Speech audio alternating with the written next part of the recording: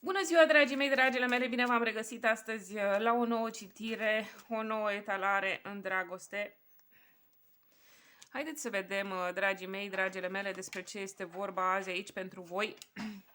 Pentru aceia dintre voi care vă doriți lămuriri în legătură cu relația voastră de cuplu, da, să vedem ce se va întâmpla în această conexiune a voastră pe mai departe, ce evenimente se vor derula în viața voastră care să vă determine, să vă orienteze relația, să vă influențeze în mod pozitiv conexiunea, sau pentru cei care sunteți singure, simt că și voi vă doriți să știți dacă această situație va rămâne la fel în perioada următoare pentru voi sau veți cunoaște și voi pe cineva cu totul și cu totul foarte interesant. Sau pentru cei care sunteți în separare de partener, de parteneră, simt că și voi vă doriți să știți dacă acesta sau aceasta va mai reveni în relație cu voi. Iată, dragii mei, despre ce este vorba în această etalare. Prima carte este Cavalerul de Pentacule. Da, cu Cavalerul de Pentacule, dragii mei, dragile mele, simt că lucrurile se mișcă încet, dar sigur, spre acel rezultat, spre acea finalitate pe care voi ați așteptat-o atât de mult să se întâmple pentru voi, da? Dacă, de exemplu, există o situație în care partenerul sau partenera voastră nu v-a prețuit, nu prea v-a dat atenție în ultima perioadă, da?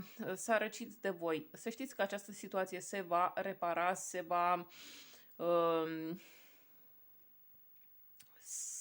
va schimba în perioada imediat următoare într-un mod pozitiv pentru tine, dragul meu sau draga mea, astfel încât vei vedea că această persoană care nu te-a prețuit înainte, acum va deveni acea persoană care va fi extrem de înspăimântată să nu cumva să te piardă. Da? Pentru că simt că, iată, cu această carte, această persoană a ta, draga mea sau dragul meu, devine extrem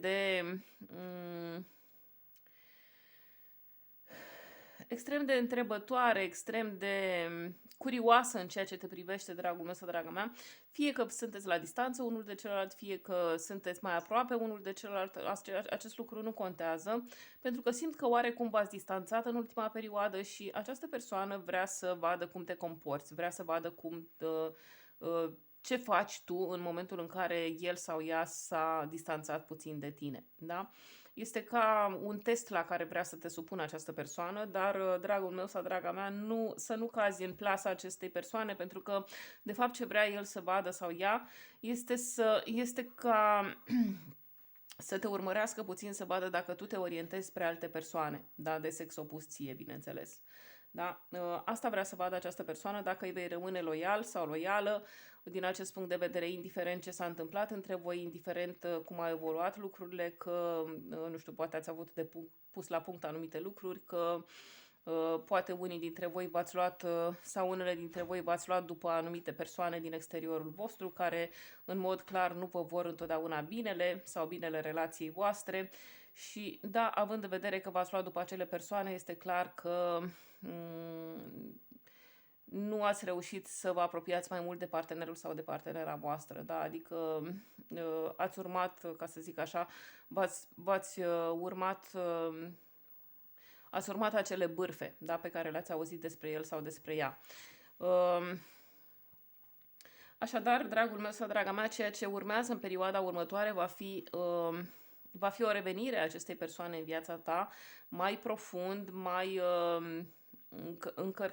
încărcat sentimental, emoțional decât oricând, da? Pentru că această persoană o simt sau îl simt pe el foarte atașat de tine, îl simt foarte dornic să fie cu tine, simt că este dor de tine, da? Ăsta este cuvântul pe care îl simt cu această carte, adică studiază, da?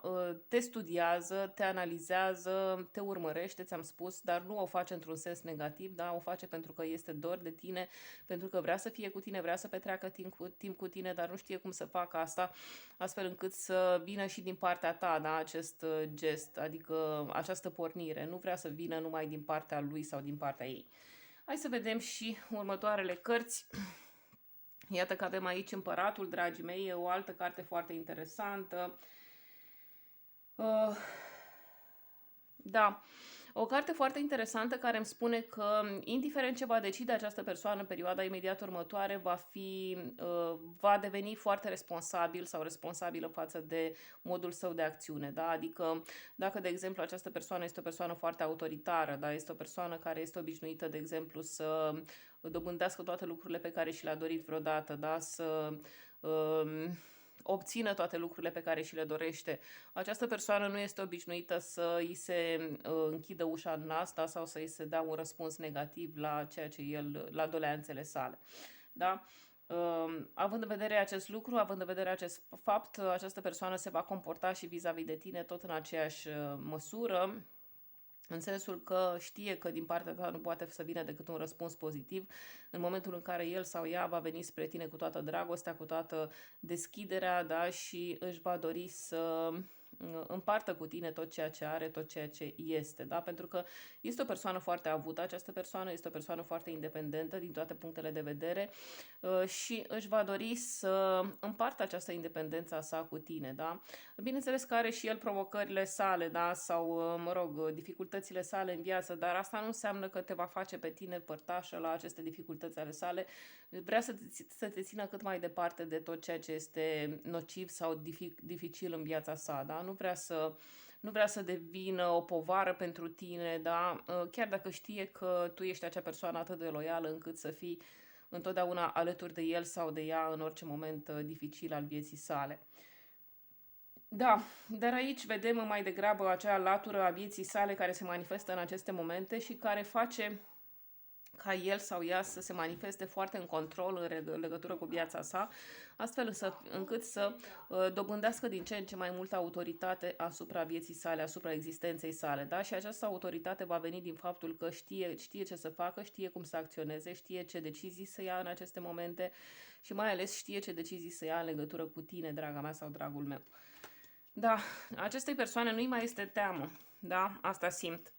Și iată că avem aici și următorul mesaj, cardul cu numărul 10, care îmi vorbește despre șansă, despre noroc. Dragii mei, da, această carte îți amintește, bineînțeles, într-un mod jucăuș, că dacă lucrurile nu merg în direcția pe care tu ți-ai dorit-o, dacă lucrurile nu se desfășoară așa cum tu ți-ai fi dorit, iată, este bine să-ți amintești că poți să faci o vrajă, da? Bineînțeles, acest lucru este spus într-un mod jucăuș. Vraja aceea pe care tu ai putea să o faci, da, între ghilimele vorbind, este un mod de manifestare spre care oricine poate să se orienteze în această perioadă și modul de manifestare cel mai rapid vine din recunoștință, da? Atâta timp cât tu dispui de această recunoștință a ta și te manifesti cu recunoștință față de toate lucrurile pe care le ai, pe care le-ai obținut deja, să fii sigur sau sigură că multe alte lucruri dintre cele pe care ți le dorești se vor manifesta în viața ta în perioada imediat următoare, pentru că Universului îi place să audă mulțumiri. Universului îi place să te vadă mulțumit, mulțumită de ceea ce ai, de ceea ce ai dobândit, de modul în care tu trăiești, da? Pentru că cum să zic, dorința cea mai mare a divinității și a universului este să te vadă fericit sau fericită, dragul meu sau draga mea, și împlinit și împlinită cu viața ta, da? Pentru că nu există dorință mai mare pe care divinitatea să o poată avea în legătură cu noi, dragii mei, dragile mele. Dacă voi v-ați gândit vreodată că divinitatea și-ar putea dori pentru noi să ne vadă la pământ, să ne vadă înglodați în datorii și în tot felul de situații neplăcute, ei bine, dragii mei, mai gândiți-vă odată, da? Pentru că nu poate fi așa. Și sunt convinsă că și voi ați avut conștientizarea acestui fapt, mai ales în momentele în care v-a fost bine, în momentele în care v-ați bucurat de viața voastră, pentru că v-ați dat seama că acolo este adevărul, că acolo este secretul vieții, da? Așadar, dragii mei, iată că această carte mi-arată că în perioada următoare vă va surâde norocul, da? Vă va surâde norocul, șansa va fi de partea voastră, roata norocului se va învârti în favoarea voastră, da? Exact așa cum voi v-ați dorit de multă vreme. Adică dacă există anumite lucruri care nu s-au manifestat în viața voastră până acum sau nu s-au manifestat în modul în care voi v-ați fi dorit, să știți că acestea se vor manifesta în sfârșit așa cum voi v-ați dorit și nu vă vor mai lăsa să așteptați prea mult. Și să vedem și următoarea carte. Iată că avem aici 5-ul de bâte, dragii mei.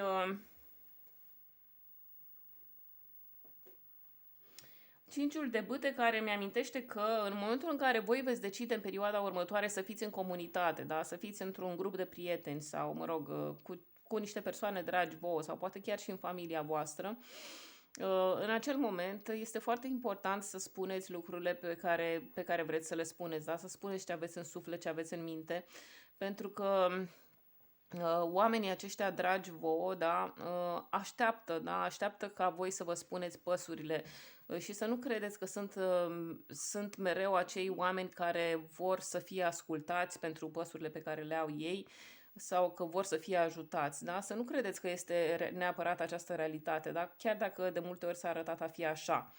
Da, aceste persoane vor să afle și care este adevărul vieții voastre și care este de fapt cum să zic, menirea vieții voastre și modul în care voi vă doriți să vă aplicați, să vă orientați spre împlinirea acestei meniri ale voastre. Da? Aceste persoane din exteriorul vostru simt că sunt foarte curioase în ceea ce vă privește pe voi, dragii mei, dragile mele, și cu acest 5 de bâte mai simt aici o stare de confuzie, o stare de neîndumerire a voastră în legătură cu ceea ce lumea ar putea să spună despre voi, în legătură cu ceea ce s-ar putea manifesta în viața dumneavoastră în perioada următoare. Adică vă este teamă că, de exemplu, dacă ați manifestat prea repede lucrurile pe care vi le doriți atât de mult, ca nu cumva lumea să vină buluc peste voi și să vă ceară socoteală pentru ce ați obținut, da? Sau să vă ceară pur și simplu prea multe, astfel încât voi să nu mai faceți față, da? Sau astfel încât voi să fiți determinați să dați bir cu fugiții. Da, pentru că este posibil și un asemenea scenariu. Dar, dragul meu, draga mea, iată că cu aceste cărți văd că există acea persoană în exteriorul tău, există acea persoană care te iubește foarte mult, există acea persoană care se va orienta spre tine în perioada următoare și îți va arăta mai ales ceea ce nu a putut să-ți arate în ultima perioadă, și anume că atâta timp cât s-a distanțat de tine, atâta timp cât s-a manifestat rece de tine, această persoană nu a fost în apele ei, nu a fost în sinea ei, da? Nu s-a manifestat așa pentru că și-a dorit cu adevărat, ci pur și simplu a fost determinat de anumite circumstanțe din viața sa, da? Această persoană ura, de câte ori se distanța de tine, se ura pe sine pentru acel lucru, da? Și acum, draga mea sau dragul meu, așteaptă-te să se orienteze din nou spre tine pentru că își dorește să îți arate cât de mult te apreciază și cât de mult își dorește să fie cu tine, pentru că sub nicio formă nu vrea să rateze niciun eveniment care are legătură cu tine și sub nicio formă nu vrea să te piardă, da? Hai să vedem și următoarele cărți.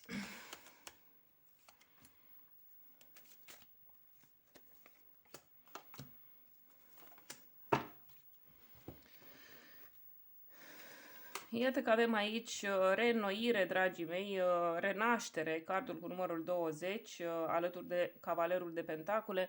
Se pare că odată cu venirea acestei persoane în viața ta, dragul meu sau draga mea, tu vei renaște și vei renaște la adevărul tău, da? Vei renaște la sentimente mai bune alături de această persoană, pentru că îți vei da seama că și tu te-ai pripit în momentul în care ai început să judeci această persoană, da? Pentru că ți-ai dat seama că tu mai degrabă ar fi trebuit să cauți adevărul, ar fi trebuit să cauți cauza acelei înstrăinări ale persoanei tale față de tine, dar ar fi trebuit să vii tu în calea lui sau în calea ei și să te manifesti așa cum îți doreai, da? Așa cum simțeai. Dar iată că nici acum nu este prea târziu și în momentul în care această persoană va reveni sau va veni spre tine, draga mea sau dragul meu, tu te vei bucura extrem de mult, astfel încât vei simți că renaști din propria cenușă. Da, îți vei reevalua nevoile, draga mea sau dragul meu, în perioada următoare și simt că chiar dacă reveniți amândoi la matcă, chiar dacă reveniți amândoi la propria realitate a conexiunii voastre, o veți face dintr-o altă poziție, dintr-o poziție ușor schimbată, în sensul că veți dori să vă impuneți anumite limite în această conexiune a voastră, astfel încât să nu mai aveți de suferit, da? Astfel încât să știți ce aveți voie să faceți în această relație și ce nu aveți voie, ce nu este permis, da? pentru a evita suferința. Da, asta este singurul scop pentru care veți face acest lucru și da, este clar că veți renaște, dragii mei, dragile mele, și asta este cel mai bun lucru, cel mai bun aspect care privește revenirea voastră la această conexiune. Da, revenirea voastră la această relație extrem de frumoasă și extrem de armonioasă pe care voi o alcătuiți. Și următoarele cărți, iată că avem Regina de Spade alături de Împăratul, două cărți din nou foarte bune, două cărți care pot să-mi spună că poți avea de-a face cu cineva din zodia Berbec sau cu cineva dintr-o zodie de apă, dragii mei, dragile mele. Rac, pești sau scorpion pot fi zodiile cărora acestei persoane să le aparțină, să-i aparțină uneia dintre aceste zodii. Este o persoană foarte strălucită, această persoană cu care tu ai de-a face, dragul meu sau draga mea, în această perioadă. Este o persoană foarte experimentată, este o persoană care a trecut prin multe în viața sa, este o persoană foarte călită și foarte inteligentă, o persoană care știe cum să te abordeze și știe cum să te trateze, dragul meu sau draga mea, și dacă nu a făcut-o până acum sau dacă în trecut s-a comportat altfel decât o face acum, să știi că a făcut-o din nesăbuință și pentru că atunci nu a fost destul de calculat sau de calculată și nu a prevăzut, nu a putut prevede atunci pur și simplu faptul că voi de fapt erați suflete pereche sau că voi de fapt vă era menit să fiți și să rămâneți împreună. Da? Și iată că această carte, Regina de Spade, dragii mei, îmi vorbește despre tine, draga mea sau dragul meu, despre tine ca fiind o persoană care vei lua o decizie extrem de importantă pentru tine și pentru această relație în perioada următoare și această decizie se poate referi la faptul că tu îți dorești cu adevărat să fii alături de această persoană, tu nu mai vrei să-ți calci pe suflet, tu vrei să privești cu adevărat adevărul din sufletul tău și acest adevăr te va face să-ți fie mult mai ușor să pornești pe drumul tău de acum înainte, da? Adică dacă tu nu te vei mai minți în legătură cu această persoană și în legătură cu această relație, dacă tu nu te vei mai minți în legătură cu ceea ce simți vis-a-vis de această persoană, da, este clar că îți va fi mult mai simplu să îți îndeplinești și celelalte sarcini care îți revin. Hai să vedem și următoarele cărți. Wow! Deci avem șansa, norocul alături de 10 de cupe, dragii mei, dragile mele. Se pare că șansa este alături de voi, este de partea voastră în perioada următoare și vă va ajuta să vă împliniți acest vis al 10-lui de cupe. 10 de cupe îmi vorbește despre împlinirea familială pentru mulți dintre voi, dragii mei, cei dintre voi care nu ați avut o familie până acum, da? Poate că nu ați putut să vă împliniți la acest nivel familial din anumite motive. Poate că unii dintre voi ați pus preț pe cariera voastră, pe educația voastră, da? Sau pe familia voastră și acordându-vă atenția în acele direcții, pur și simplu nu ați putut să vă focusați pe dorința voastră de a vă întemeia o familie și poate că este mai bine că s-a întâmplat așa, dragii mei, dragile mele, pentru că ați fi ratat, cine știe cu cine v-ați fi încurcat și cine știe în ce relație greșită ați fi sfârșit. Așa că este mai bine acum că, iată, vă dați șansa acum să fiți alături de această persoană care vă va dovedi din tot sufletul său că este persoana cea mai potrivită pentru voi, dragii mei, dragile mele. Și alături de el sau de ea, iată, veți forma această familie cu totul și cu totul foarte frumoasă. O familie care se va întemeia pe dragoste, pe respect, pe încredere unul în celălalt. Și odată cu întemeierea acestei familii veți vedea că foarte multe binecuvântări vor veni în calea voastră, vor veni spre voi ca urmare a faptului că Universul dorește să vă amintească că este de acord cu voi, că se manifestă în direcția voastră, da? Că își dorește cu adevărat să vă vadă împreună. Da, asta este cea mai bună confirmare pe care o puteți primi în aceste momente, da, șansa este de partea voastră, șansa merge alături de voi spre direcțiile pe care voi le doriți în viața voastră și spre țintele, spre țelurile pe care voi vi le-ați fixat în această viață. Și următoarea carte, iată că avem trezirea spirituală, dragii mei, alături de 5-ul de bâte. Se pare că mulți dintre voi, spuneam, ați fost puțin incerți, ați fost puțin într-o stare de confuzie, Poate că unii dintre voi, de exemplu, ați stat și ați cumpănit multă vreme, oare ce este bine să fac pentru mine, să aleg această persoană sau să mai stau, să mai aștept, să... Poate că unora dintre voi nu le-a fost dat să știe adevărul încă din prima vis-a-vis de această persoană. Poate tocmai faptul că el, de exemplu, sau ea a fost, nu a fost atât de cert, nu a fost atât de sigur în manifestarea spre tine. Tocmai această indecizie a sa te-a făcut pe tine să fii la fel de nehotărât sau nehotărâtă și să fii la fel de confuz sau confuză în legătură cu această relație, adică nu ai știut până la urmă dacă el sau ea cu adevărat își dorește să aibă ceva serios cu tine sau cu adevărat își dorește o viață fericită cu tine, da? Și iată că tu în aceste momente, dragul meu sau draga mea, vei trece prin această trezire spirituală, da?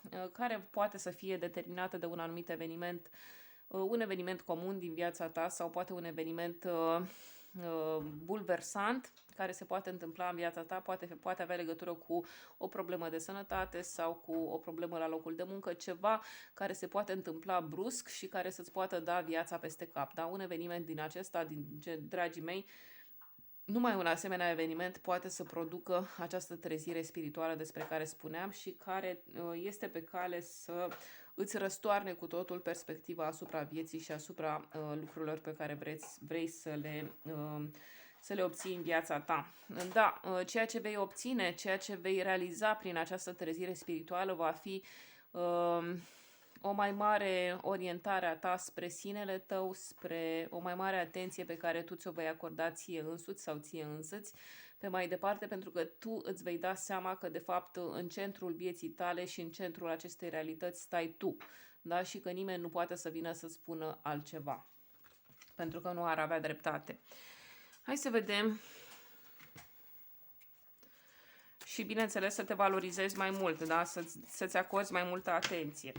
Iată că avem aici un mesaj care vorbește despre teamă, dragii mei. Când nu ești lângă mine, este mesajul persoanei tale către tine, când nu ești lângă mine, mi este teamă, mi este frică, mi este teamă să nu te dezamăgesc odată ce nu mă vei cunoaște. Nu vreau să te dezamăgesc, așa că te evit. Trebuie să depășesc asta și să depășesc frica că mă vei vedea într-un anume fel înainte de a fi pregătit, de fapt, să mă arăt ție. Da? Așadar, să-și învingă această teamă de a veni spre tine. Și hai să vedem și următoarea carte. Îndrăgostiții, dragii mei, o altă carte foarte bună care îți amintește și de această dată că există două căi în această viață, există două drumuri, da?